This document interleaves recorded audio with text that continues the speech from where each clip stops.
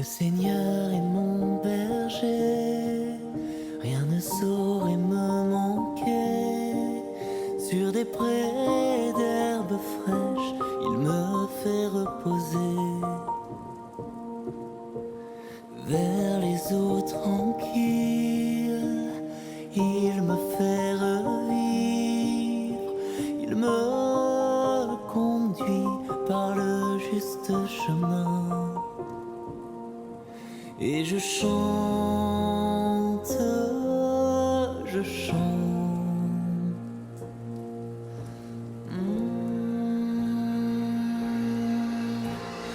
Alléluia,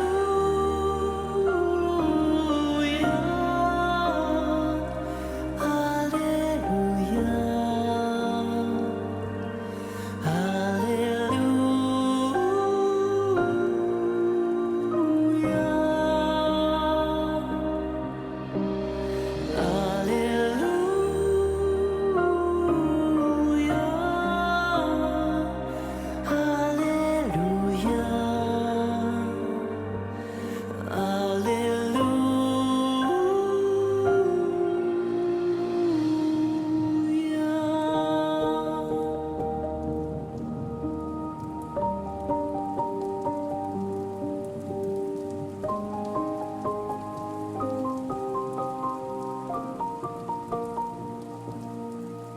Même si je traversais tous les ravins de la mort, je ne craindrai aucun mal,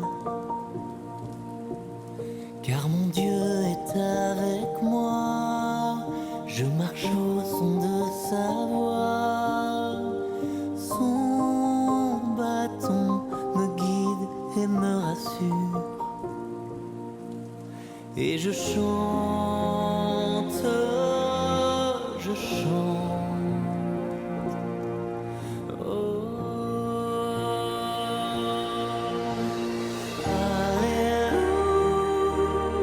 Alléluia, Alléluia,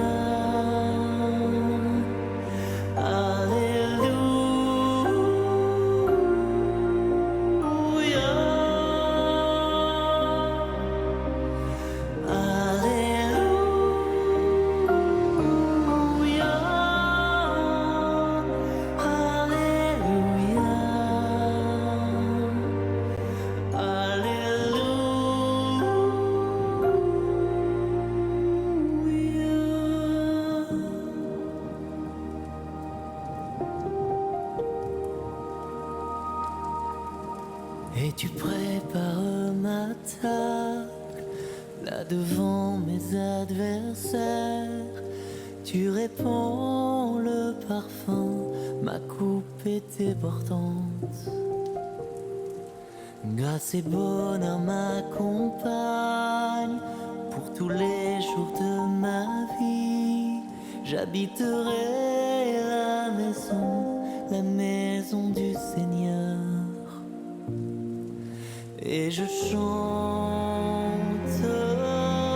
je chante. Oh, Alléluia,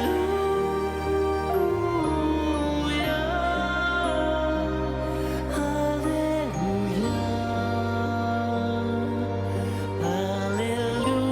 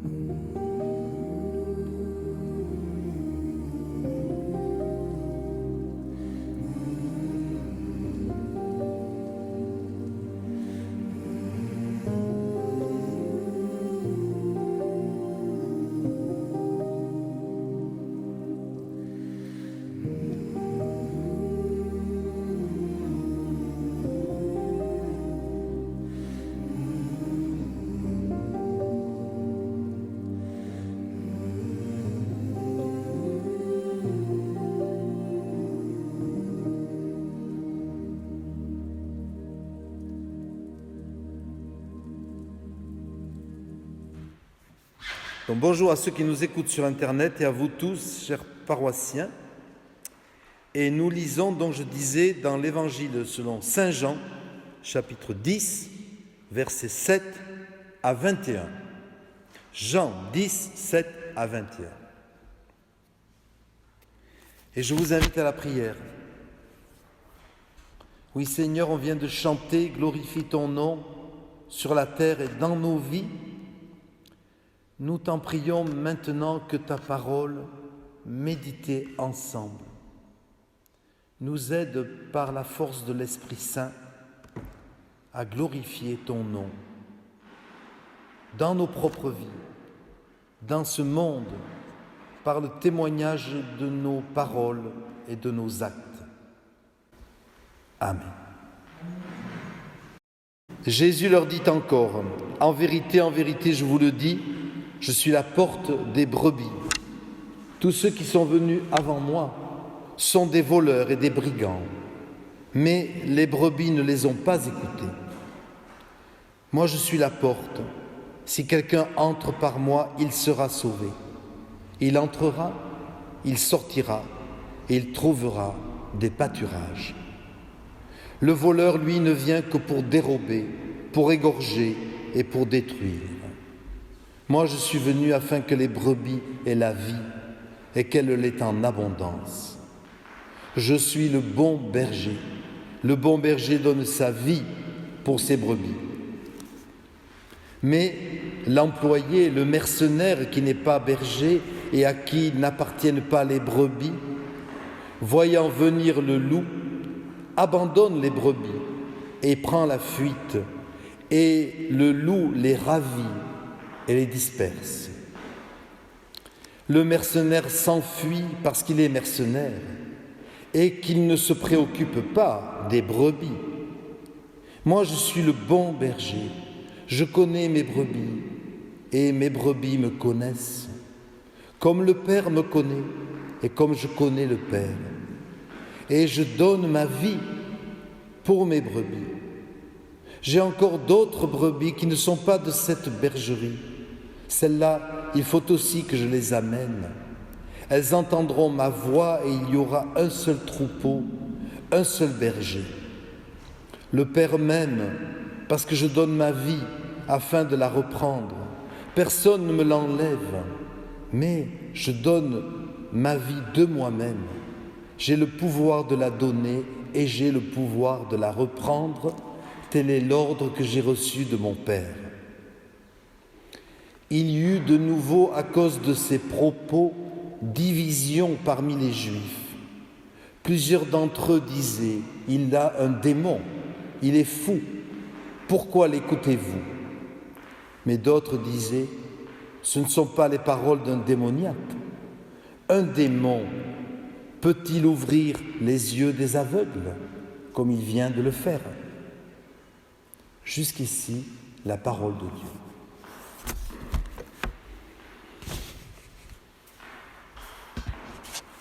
Voilà, frères et sœurs, des brebis, des troupeaux de brebis. Nous connaissons bien cela en Ariège. Parfois, même, nous sommes obligés de ralentir notre véhicule parce qu'il y a un troupeau de brebis devant nous. J'ai assisté à cette scène l'autre jour. Il y avait des gendarmes qui suivaient un troupeau de brebis. Ils ont été extrêmement civiques. Ils se sont gardés bien à distance du troupeau pour ne pas l'effrayer. Et comme tout le monde, ils ont attendu que le troupeau s'écoule sur la route et qu'il rentre dans le bercail. Et j'ai trouvé cette patience très positive. Mais bon, sous une dimension bucolique, il y a dans cette parabole, parce qu'il s'agit d'une parabole, il y a tout de même des choses sérieuses, graves, et par rapport aux menaces qui pèsent sur le troupeau, mais il y a aussi des sources d'espoir. D'espoir, parce que je le dis déjà, nous savons nous avons un berger, et que ce berger s'appelle Jésus. Alors oui, nous sommes des brebis, ma foi, et Jésus est le berger. Alors, sur le moment, cette comparaison avec des ovins qui ne semblent pas les plus brillants animaux dans le règne animal, eh bien, ça nous dérange parfois. On aurait aimé que Jésus nous compare à un autre animal, peut-être avec un QI plus important. Ça dérange notre fierté et puis notre individualisme, parce que les brebis, c'est quand même grégaire, et nous tenons à notre liberté, à nous démarquer réellement du troupeau. Or, Jésus nous compare à des brebis. Mais justement, il a ses raisons, parce que si on regarde de plus près, cette comparaison est loin d'être négative. Parce que la brebis a beaucoup de qualités. D'abord, elle est relativement facile à élever. Elle est moins dangereuse qu'une vache, par exemple, qui des fois peut blesser quelqu'un. On a vécu un exemple. La brebis aussi est douce, relativement douce, facile à manier. Et puis, elle produit de la laine. Et à l'époque de Jésus, heureusement qu'il y avait la laine pour faire des burnous, pour se protéger du froid, parce qu'il peut faire très froid, même en Israël. Et puis cette brebis, elle produit du lait. Alors je ne sais pas en Israël, mais au Pays Basque, par exemple, on fait de très bons fromages de brebis. Et puis elle produit bien sûr l'agneau. Voilà, on s'est régalé en général de l'agneau pascal, il n'y a pas longtemps. Alors finalement, vous voyez, la brebis, elle a beaucoup de qualités.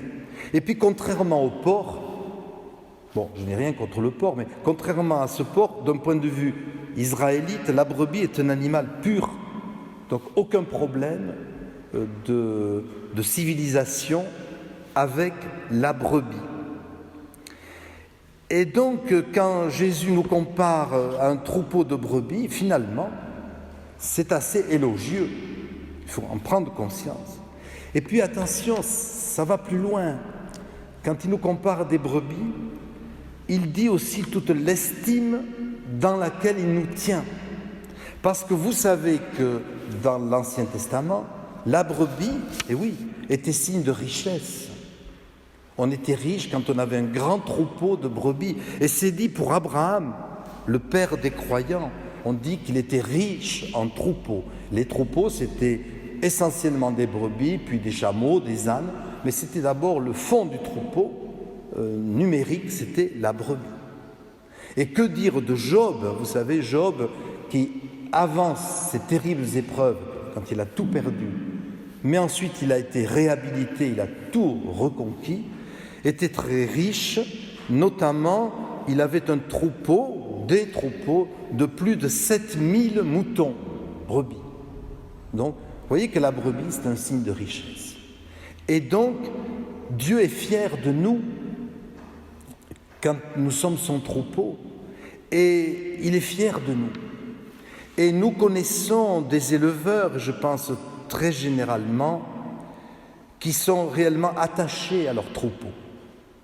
Et vous savez, moi j'ai découvert cela, pas uniquement pour des raisons commerciales, parce que le troupeau, et ça rapporte, oui, il y a ça, mais ils aiment aussi leur troupeau, ils ont une certaine fierté de présenter des animaux bien portants, donc ça veut dire bien soignés, bien nourris, bien soignés.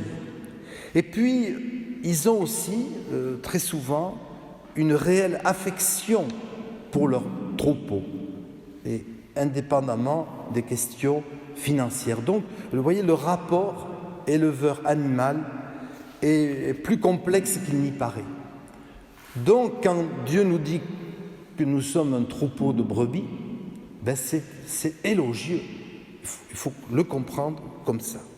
Et justement, Dieu nous aime en Jésus-Christ, qui se désole que le troupeau, alors là on revient aux humains, que le troupeau de l'Église, le troupeau des croyants, hélas, soit victime parfois de mercenaires, voire de loups qui maltraitent le troupeau.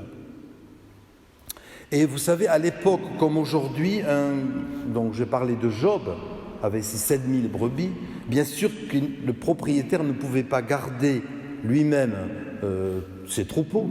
Et donc il employait des gens, comme on le fait aujourd'hui dans certains élevages, comme on le fait en estive, où il y a des bergers qui sont payés pour surveiller les troupeaux dans la montagne. Mais hier comme aujourd'hui, il pouvait arriver que certains, je dis bien certains, je me garderai de généraliser, que certains ouvriers agricoles, certains employés étaient moins scrupuleux. Et finalement, ce qui les intéressait, c'était leur paye, excusez-moi, et pas trop le sort des brebis. Et au moindre prétexte, ils étaient prêts à abandonner la brebis, fût-ce dans la gueule du loup. Et Jésus se sert donc de cet exemple pour nous dire que déjà, donc à son époque, il y avait dans le troupeau des croyants certains mercenaires, certains employés payés qui n'aimaient pas tant que ça les brebis, mais qui pensaient à eux-mêmes. Ils étaient payés pour administrer la religion d'Israël, mais finalement, ils n'avaient pas de vocation pastorale authentique. Et voilà, frères et sœurs, parmi eux, il y a les responsables religieux de l'époque, prêtres, scribes et autres clercs, qui étaient assez grassement payés. En tout cas, ils ne manquaient pas de nourriture, puisqu'ils mangeaient beaucoup de choses qu'on offrait en sacrifice. Donc le gîte et le couvert étaient largement assurés, donc ils étaient tranquilles. Et ils étaient très nombreux, payés, si j'ose dire, par la société. Or, ils n'avaient pas nécessairement le souci pastoral, ai-je dit. Et je prends un exemple qu'on trouve aussi dans l'évangile de Jean, qu'on a lu.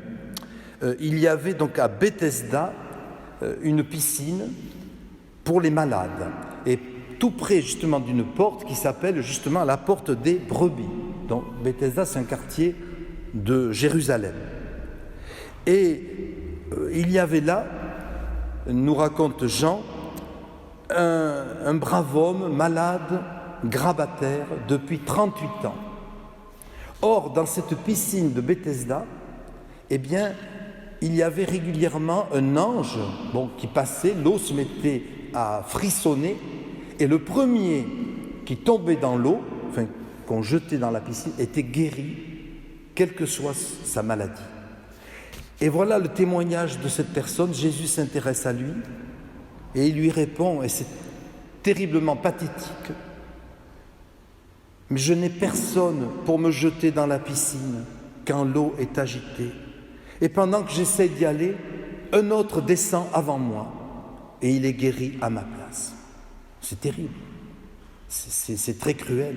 Et alors la question que je pose, pourquoi Jésus parle de mercenaires, d'employés indignes, c'est que tous ces prêtres, qui étaient des dizaines, peut-être des centaines, qui officiaient au temple de Jérusalem, tous ces scribes, tous ces pharisiens donneurs de leçons, comment ça se fait-il qu'il n'y en ait pas eu un pour s'occuper de ce brave homme paralysé depuis 38 ans, pour le jeter à l'eau, pour le plonger dans l'eau au moment où l'ange passait? Eh bien, il n'y a eu personne. Et bien, je pense que c'est à eux que Jésus pense, à ces clercs payés, mais qui finalement se fichaient pas mal du troupeau. Et puis il y a un degré de plus avec le loup. Ça, c'est encore autre chose, parce que tous les employés, même s'ils ne sont pas toujours très fidèles à leur poste, ne sont quand même pas des loups qui dévorent les brebis pour autant. Mais il y avait certainement dans la tête de Jésus, notamment les pharisiens, qui étaient pires que les employés indignes dont j'ai parlé. Je prends un autre exemple, juste avant justement notre texte, celui de l'aveugle de naissance, que Jésus guérit. Et que font les pharisiens? Au lieu de se réjouir que ce jeune homme aveugle soit guéri, alléluia, eh bien non, ils sont en colère contre Jésus, contre lui, et ils vont le rabrouer, ils vont essayer de le détourner de Jésus. Donc de détourner la brebis du vrai berger, pour eux le dévorer. Et puis il y a pire, c'est que ces personnes également non seulement n'avaient pas pitié des brebis, des pauvres croyants affligés, mais elles n'ont même pas eu pitié du maître, puisque ces mêmes responsables religieux... Alors d'ailleurs, je fais une parenthèse, il ne faut pas généraliser, ni là, ni dans aucun cas, parce qu'il y avait aussi certainement des pharisiens, des prêtres qui étaient pieux. Mais enfin, on n'en voit pas beaucoup dans l'Évangile. Or, ce sont donc certains de ces responsables qui, non seulement n'ont pas eu pitié des brebis, mais même pas du berger, puisqu'ils ont tout fait pour que Jésus, le berger, soit arrêté et crucifié. Vous voyez ? Donc, c'est bien sûr à eux, je pense, que Jésus, auquel il fait allusion lorsqu'il parle des mercenaires et des loups qui se sont introduits dans le troupeau. Et le contraste, et ce sera mon second point, quelle différence avec Jésus, le vrai berger, qui lui prend soin de ses brebis, non pas pour un salaire, mais gratuitement. Nous sommes sauvés, frères et sœurs, non pas pour ce que nous représentons sur le plan vénal, ni pour notre héritage. Pour rien, nous sommes sauvés gratuitement. Donc Jésus, c'est le berger, contrairement aux mercenaires, qui s'occupe de nous gratuitement. Le Seigneur est mon berger, on l'a lu tout à l'heure, je ne manquerai de rien. Il me fait reposer dans de verts pâturages. Il me dirige près des eaux limpides. Il restaure mon âme. Oui, et qui c'est le berger ? Le Seigneur est mon berger. Eh bien sûr, c'est Jésus. Jésus qui illustre aussi ce passage merveilleux du prophète Ézéchiel, chapitre 34, qui dit ceci. « Moi-même, dit l'Éternel, je ferai paître moi-même, vous voyez, je ne le confierai pas à quelqu'un d'autre, je ferai paître mon troupeau. Moi-même, je le ferai coucher à l'abri.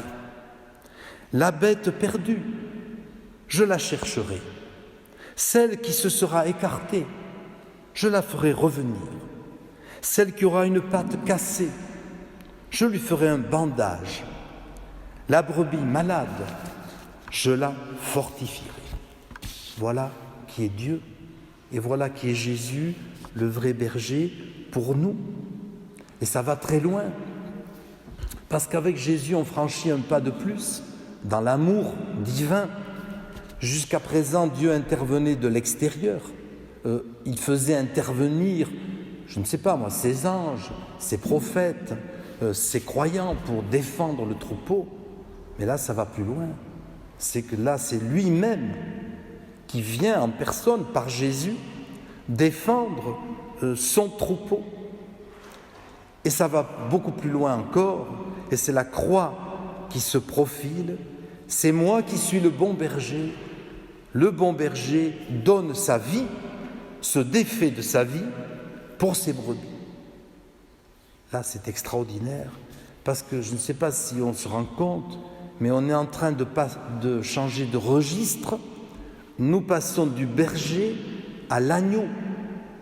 Jésus, non seulement il est le berger, mais il est la brebis, l'agneau sacrifié pour épargner le petit agneau de la bergerie.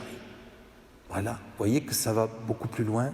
Jésus, non seulement il est le berger, mais il va jusqu'à devenir l'agneau pour pouvoir nous sauver, tellement il nous aime. Alors oui, frères et sœurs, ma question ce matin, c'est de nous encourager, ou ce n'est pas une question, c'est un encouragement, à nous rendre compte, je ne sais pas si nous mesurons à quel point Jésus nous aime, à quel point nous sommes aimés par le Christ, aimés par Dieu, à quel point le vendredi saint, oui, c'était une fois pour toutes, à peu près 33 ans après la naissance de Jésus, mettons, au début de cette ère. Mais le vendredi saint, ce n'est pas un truc du passé. C'est chaque fois que quelqu'un se tourne vers Jésus, qui comprend que Jésus est mort pour lui, qu'il a donné vraiment sa vie pour sa brebis. Vous voyez, ce n'est pas du passé, c'est du présent. Et aujourd'hui, est-ce que nous nous rendons compte que Jésus est vraiment notre berger, qu'il nous aime concrètement et qu'il nous prend dans ses bras, qu'il soigne la brebis que nous sommes, qui parfois est blessée, soit physiquement, soit psychiquement, moralement, et nous vivons tous des blessures. Eh bien, Jésus nous prend dans ses bras, nous console. J'ai déjà vu, moi, des bergers prendre des agneaux dans leurs bras, et c'est vrai que c'est très bouleversant. Voir même une brebis quand c'est nécessaire, là c'est plus lourd, mais pour un temps, des fois c'est nécessaire. Eh bien, comme c'est beau, frères et sœurs, de se dire que Jésus, c'est vraiment notre berger. Aujourd'hui, ce n'est pas une histoire du passé, encore une fois, aujourd'hui il nous aime réellement. Alors que cela puisse nous encourager et à nous jeter dans les bras de ce bon berger. Oui, Jésus est le bon, le vrai berger, et je dirais le seul berger. Ne laissons personne d'autre diriger nos vies. Et ça, c'est vraiment notre liberté de chrétiens, particulièrement de protestants. Nous avons un berger. Ce n'est pas des humains, ce n'est pas une église en particulier, c'est Jésus seul, dans un certain sens. Évidemment, c'est Jésus notre berger. Lui seul est digne de diriger notre vie. Lui seul en est capable. Lui seul fera de nous à la fois une brebis, c'est ce que nous sommes, et un troupeau, parce que nous ne sommes pas tout seuls, nous sommes avec les autres. Eh bien, il fera à la fois une brebis et un troupeau heureux d'appartenir à un tel berger. Alors, frères et sœurs, soyons heureux. Amen.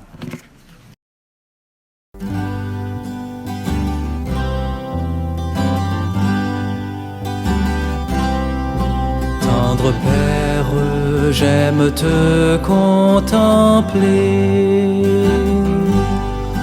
Tendre Père, j'aime te contempler. Je t'offre ma vie, je chante ta gloire. Tendre Père, j'aime te contempler. Fils de Dieu, j'aime exalter ton nom. Fils de Dieu, j'aime exalter ton nom.